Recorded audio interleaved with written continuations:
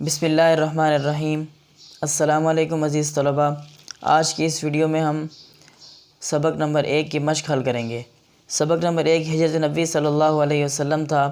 پچھلی ویڈیو کے اندر lecture number 2 کے اندر ہم نے اس کا تعارف، اس کا خلاصہ اور اس کے مشکل الفاظ کے معنی پر غور کیا تھا۔ اب اس لیکچر کے اندر ہم اس لیکچر کے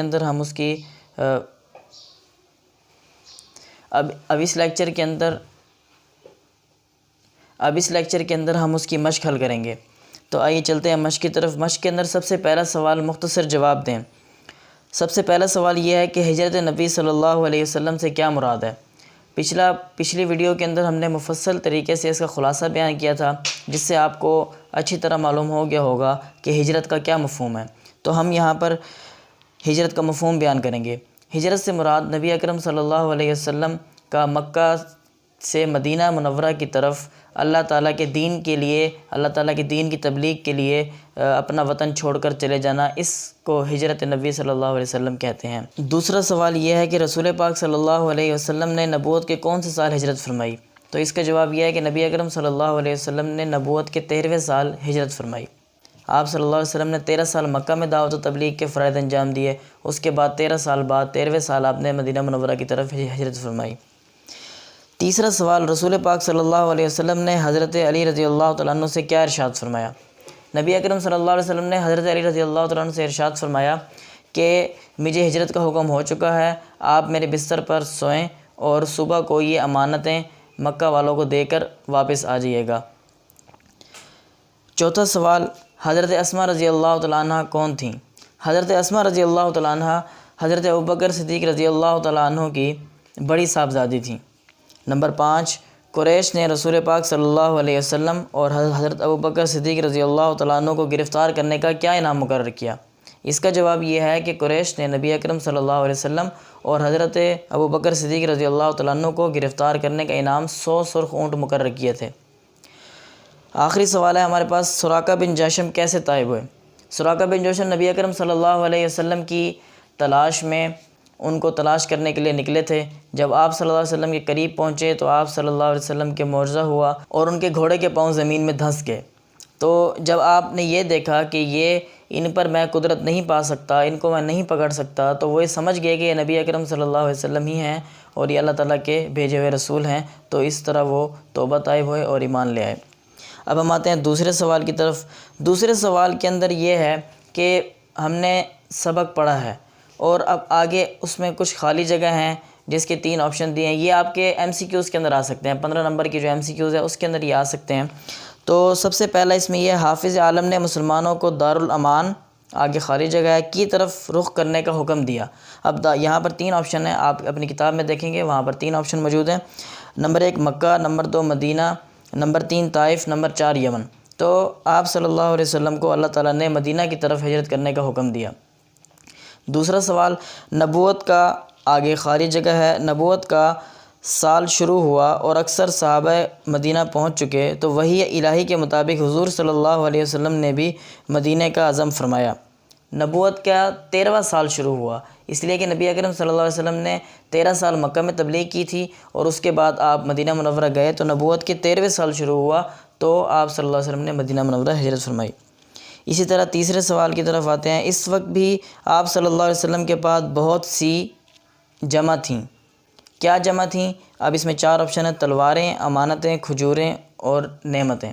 تو یہاں پر آپ صلی اللہ علیہ وسلم کے پاس بہت ساری امانتیں جمع تھیں۔ اب چوتھے کی طرف آتے ہیں۔ شروع میں ہی خالی جگہ ہے، کو معلوم ہو چکا تھا کہ قریش آپ صلی اللہ علیہ وسلم کے قتل کا ارادہ کر چکے ہیں۔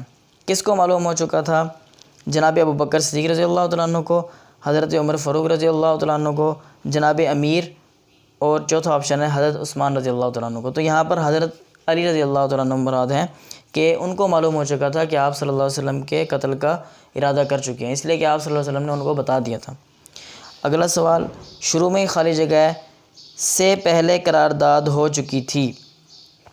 حضرت ابوبکر صدیق رضی اللہ تعالیٰ عنہ سے پہلے قرارداد ہو چکی تھی۔ اسی کے بھی وہی 4 آپشن ہیں، حضرت عمر فاروق، حضرت زید، حضرت علی اور حضرت ابوبکر صدیق رضی اللہ تعالیٰ عنہ۔ تو یہاں پر حضرت ابوبکر صدیق رضی اللہ تعالیٰ عنہ مراد ہیں۔ آخری سوال کی طرف ہم آتے ہیں۔ اسی طرح راتیں غار میں گزاریں۔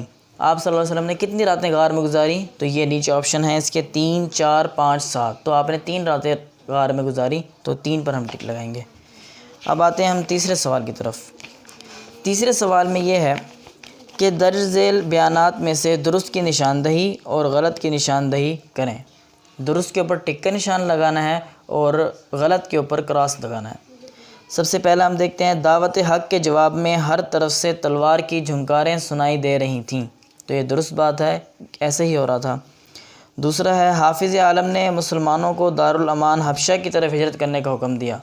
یہ درست نہیں ہے، اس لیے کہ مدینہ منورہ کی طرف ہجرت کرنے کا حکم دیا۔ نمبر 3، نبوت کے 13ویں سال اکثر صحابہ مدینہ پہنچ چکے تھے۔ یہ درست ہے، اس لیے کہ 13ویں سال ہی ہجرت کا حکم ہوا۔ نمبر 4، سب لوگوں نے ایک ہی رائے پیش کی۔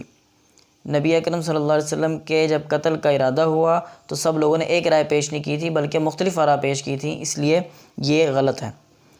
اگلا ہے، اہل عرب زنانہ مکان کے اندر گھسنا معیوب سمجھتے تھے۔ یہ درست بات ہے، اس لیے وہ نبی اکرم صلی اللہ علیہ وسلم کے گھر کے باہر محاصرہ کر کے کھڑے ہو گئے تھے تاکہ آپ صلی اللہ علیہ وسلم باہر تشریف لائیں تو ان کو نعوذ باللہ قتل کیا جائے۔ اس سے اگلا ہے، فاتح خیبر کے لیے قتل گاہ فرش گل تھا۔ یہ درست بات ہے، اس لیے کہ نبی اکرم صلی اللہ علیہ وسلم کے حکم سے حضرت علی رضی اللہ تعالیٰ عنہ آپ صلی اللہ علیہ وسلم کے بستر پر آرام فرما رہے تھے اور انہوں نے وہیں پر آپ صلی اللہ علیہ وسلم کو قتل کرنا تھا۔ اس سے اگلا ہے، حضرت ابوبکر صدیق رضی اللہ تعالیٰ عنہ کا غلام رات گئے بکریاں چلا کر لاتا تھا۔ یہ درست ہے، اس لیے کہ حضرت ابوبکر صدیق رضی اللہ تعالیٰ عنہ کا ایک غلام تھا، وہ رات گئے بکریاں چلا کر آپ کے پاس آتا۔ اگلا سوال ہے، حضرت عائشہ رضی اللہ تعالیٰ عنہ گھر سے کھانا پکا کر غار پہنچا آتی تھیں۔ حضرت اسماء رضی اللہ تعالیٰ عنہ حضرت ابوبکر صدیق رضی اللہ تعالیٰ عنہ کی بڑی صاحبزادی تھیں، تو وہ گھر سے کھانا پکا کر لاتی اور دوسری ضروریات کو پورا فرماتی۔ آگے ہے، صبح قریش کی آنکھیں کھلیں تو پلنگ پر حضور صلی اللہ علیہ وسلم کے بجائے جناب امیر رضی اللہ تعالیٰ عنہ تھے۔ یہ درست ہے، اس لیے کہ ایسا ہی ہوا۔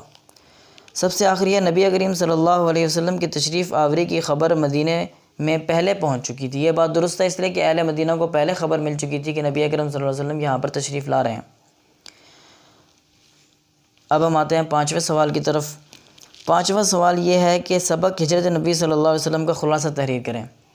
ہم پہلی ویڈیو کے اندر تفصیل سے اس کا خلاصہ بیان کر چکے ہیں، پوری وضاحت بھی کر چکے ہیں، اور آپ خلاصہ دیکھنے کے لیے اس ویڈیو کو دوبارہ دیکھیں۔ سوال نمبر 6۔ سوال نمبر 6، درج ذیل الفاظ و تراکیب کا تلفظ اعراب کی مدد سے واضح کریں۔ مشکل الفاظ ہیں، ان کا ہم نے تلفظ اعراب کی مدد سے واضح کرنا ہے، تو یہ ہم نے لکھا ہے۔ ہم اس کو دیکھتے ہیں۔ چھٹا سوال ہے، درست اعراب۔ سب سے پہلا لفظ حافظ عالم ہے۔ حافظ عالم، ضا کے نیچے زیر ہے اور لام کے اوپر زبر ہے، یہ حافظ عالم۔ دوسرا لفظ ہے وجود اقدس، واو پہ پیش ہے، جیم کے اوپر پیش ہے، دال کے نیچے زیر ہے اور الف کے اوپر زبر ہے، وجود اقدس۔ اس سے آگے ہے دارالامان، را کے اوپر پیش ہے، دارالامان نہیں پڑھیں گے، اس کو دارالامان پڑھیں گے۔ اس سے آگے ہے قبائل، قاف کے اوپر بھی زبر ہے، با کے اوپر بھی زبر ہے اور حمزہ کے نیچے زیر ہے، قبائل، یہ مختلف قبیلے مراد ہیں۔ اس سے آگے ہے محاصرہ، میم کے اوپر پیش ہے، صاد کے اوپر زبر ہے، محاصرہ۔ اس سے آگے ہے عداوت، عین کے اوپر بھی زبر ہے، دال کے اوپر بھی زبر ہے، واو کے اوپر بھی زبر ہے، عداوت۔ بوسہ گاہ خلائق، با کے اوپر اس میں پیش ہے، سین کے اوپر زبر ہے، گاف کے اوپر بھی زبر ہے، خا لام ان کے اوپر زبر ہے اور حمزہ کے نیچے زیر ہے، بوسہ گاہ خلائق۔ اس سے آگے ہے قتل گاہ، کاف کے اوپر زبر ہے، تا کے اوپر بھی زبر ہے، قتل گاہ۔ فرش گل، شین کے نیچے زیر ہے، گاف کے اوپر پیش ہے، فرش گل۔ اب آتے ہیں ہم اگلے سوال کی طرف۔ اگلا سوال نمبر 7 ہے، درج ذیل کے معنی لکھیں اور جملوں میں استعمال کریں۔ یہ الفاظ یہاں پر لکھے ہیں، ان کے معنی بھی اور ہر جملہ بھی۔ سب سے پہلا ہمارے پاس ہے دعوت حق، اس کا معنی ہے سچ کی دعوت دینا۔ اس کا ہم نے جملہ بنایا، رسول اکرم صلی اللہ علیہ وسلم دعوت حق کے لیے مبعوث کیے گئے، نبی اکرم صلی اللہ علیہ وسلم کو دعوت حق کے لیے اللہ تعالیٰ نے بھیجا۔ نمبر 2، ہدف۔ ہدف کا معنی ہوتا ہے نشانہ، منزل مقصود، جہاں تک آپ نے پہنچنا ہو۔ ہمارا ہدف اعلیٰ نمبروں کا حصول ہونا چاہیے۔ ہم لوگ پڑھتے ہیں اچھے نمبر حاصل کرنے کے لیے تاکہ آگے ہم کامیابی حاصل کر سکیں۔ تیسرا ہے معیوب، اس کا معنی ہے برا۔ گالی گلوچ معیوب فعل ہے، گالی گلوچ کرنا ایک برا فعل ہے، بالکل بھی اچھا نہیں ہے۔ ترکش، تیر دانوں کہتے ہیں وہ ڈبہ جس کے اندر تیروں کو رکھا جاتا ہے، پھر سپاہی موقع پر تیر اٹھا کر اور وار کرتا ہے۔ تو ترکش کا معنی ہے تیر دان، اور اس کا جملہ ہے سپاہی نے ترکش سے تیر نکالا، سپاہی نے ترکش سے تیر نکالا۔ نمبر 5 ہے خون بہا۔ خون بہا کا معنی ہے خون کی قیمت۔ بوڑھے نے اپنے بیٹے کا خون بہا معاف کر دیا، یعنی بوڑھے شخص نے اپنے بیٹے کا خون بہا، خون کی قیمت معاف کر دی۔ اب ہم آتے ہیں سوال نمبر 9 کی طرف۔ درج ذیل اقتباس کی تشریح سیاق و سباق کے حوالے سے کریں۔ اقتباس انہوں نے یہ ہمارے سبق کے پہلے صفحے پر سب سے آخری 2 لائنیں انہوں نے دی ہیں، آخر کی 3-4 لائنیں۔ سبق کے پہلے صفحے پر آخر کی 3-4 لائنیں ہیں۔ اسی بنا پر جناب امیر حضرت علی رضی اللہ تعالیٰ عنہ کو بلا کر فرمایا، یہ آخر تک یہ پیراگراف ہے۔ اس کی تشریح ویسے ہی کرنی ہے جیسے ہم پیپر پیٹرن کے اندر آپ کو بتا چکے ہیں۔ 10 نمبر سوال کی طرف آتے ہیں۔ درج ذیل تراکیب کے معنی لکھیں۔ ہم پہلی ویڈیو کے اندر مشکل الفاظ کے معنی کر چکے ہیں، تو یہ وہی الفاظ ہیں، ان کو میں دہرا دیتا ہوں۔ آستانہ مبارک، مبارک گھر کو کہتے ہیں۔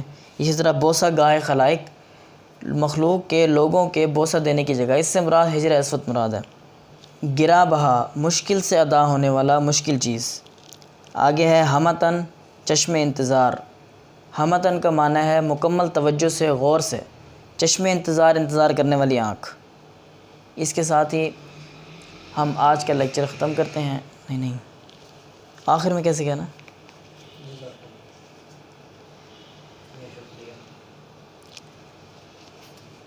تو آج کی اس ویڈیو میں ہم نے پہلے سبق کی مشق پر بات کی، تو امید ہے آپ کو یہ سبق سمجھ آ گیا ہوگا۔ والسلام، شکریہ۔ سوال نمبر 4 کالم ہے۔ کالم الف کے اندر جو آپشنز ہمارے پاس ہوں گے ان کو ہم نے کالم بے کے ان آپشن سے ملانا ہوگا جو آپس میں ملتے جلتے ہوں گے۔ آئیے چلتے ہیں کالم کی طرف۔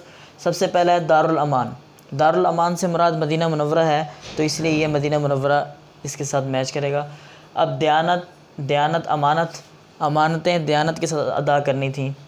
اور قتل گاہ فرش گل، قتل گاہ جو حضرت علی کے لیے قتل گاہ وہ فرش گل ثابت ہوئی تھی۔ اس سے آگے ہے ہمتن۔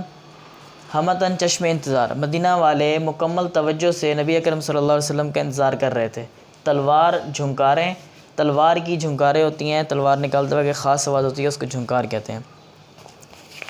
اب آتے ہیں ہم 8ویں سوال کی طرف۔ 8واں سوال ہے جمع کے واحد اور واحد کی جمع لکھیں۔ سب سے پہلے ہمارے پاس لفظ ہے ہدف، ہدف کی جمع ہے اہداف۔ دوسرا لفظ ہے جھنکاریں، اس کی واحد جھنکار ہے۔ تیسرا لفظ ہے رائیں، رائیں جمع کا لفظ ہے اور اس کی واحد رائے ہے۔ اس کے بعد چوتھا لفظ ہے زنجیر، زنجیر کی جمع زنجیریں ہیں۔ اور 5واں لفظ ہمارے پاس قبیلہ ہے، قبیلہ کی جمع قبائل آتی ہے۔